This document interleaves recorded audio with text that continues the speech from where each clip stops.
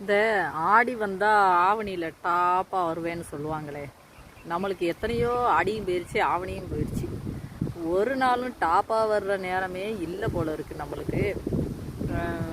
எப்போ பார்த்தாலும் நம்ம வேலை பார்க்க வேண்டியதுதான், சாப்பிட வேண்டியதுதான், தூங்க வேண்டியதுதான், காலையில் எந்திக்க வேண்டியதுதான், வேலை பார்க்க வேண்டியதுதான். ஆனால் என்ன ஒரு மிச்சம் விழுகலை, விவசாயத்தில் ஒரு மிச்சம் விழுகலை.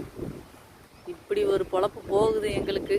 என்றைக்கு தான் நல்ல காலம் பிறக்க போதோ தெரியல விவசாயிகளுக்கு. எனக்கு மட்டும் இல்லை, என்ன மாதிரி விவசாயிகள் எல்லாருமே முதல்ல போட்டுட்டு எடுக்க முடியாமல், அதாவது முதல்ல போட்டுட்டு நிம்மதியாக தூங்க முடியாமல் வீட்டில் நினச்சிட்டே இருப்போம். நாளைக்கு அறுவடை, அடுத்து எவ்வளோ வருதோ, எத்தனை மூடை வருதோ, கூலிக்காவது பத்துமா பத்தாதா, இந்த மாதிரி எங்கள் கதை போய்கிட்டு இருக்கு.